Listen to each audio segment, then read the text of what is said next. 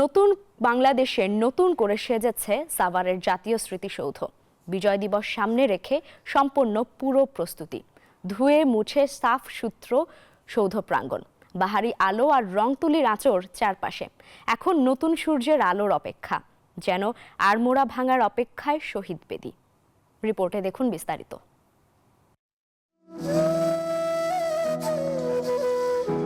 সাগর রক্তের বিনিময়ে এসেছিল স্বাধীনতা। বীর শহীদদের শ্রদ্ধা জানাতে অপেক্ষায় গোটা দেশ। 16 ডিসেম্বর বিজয়ের দিন, দিনটি অহংকারের। এই দিনে সূর্য সন্তানদের শ্রদ্ধা জানাতে স্মৃতিসৌধ প্রাঙ্গণে ঢল নামে মানুষের। ভালোবাসার ফুলে ভরে ওঠে শহীদ বেদি। প্রস্তুত সাভারের জাতীয় স্মৃতিসৌধ। ধুয়ে মুছে পরিচ্ছন্ন পুরো এলাকা।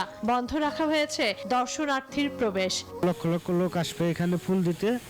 এর জন্য আমরা জাতীয় স্মৃতিসৌধ ধুয়ে মুছে সুন্দর করে রং তুলির কাজ করে কমপ্লিট করেছি। সর্বস্তরের সাধারণ জনগণ এখানে পুষ্পস্তবক অর্পণ করবেন, সেই উপলক্ষে আমরা সম্পূর্ণরূপে প্রস্তুত আছি।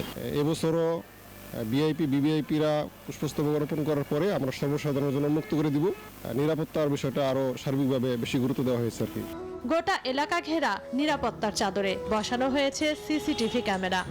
আজকেই যে শুরু হয়েছে তা কিন্তু না, আমরা আরো অনেক আগে থেকে, আরো 10 দিন আগে থেকে আমাদের নিরাপত্তা ব্যবস্থা চলতেছে। এটা শুধু কালকে সকাল পর্যন্ত, কালকে সারাদিন চলবে, শেষ হওয়া অবধি এই ব্যবস্থা চলমান থাকবে।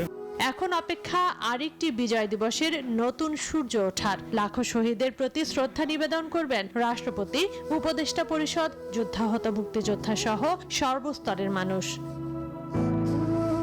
Desk report, news 24।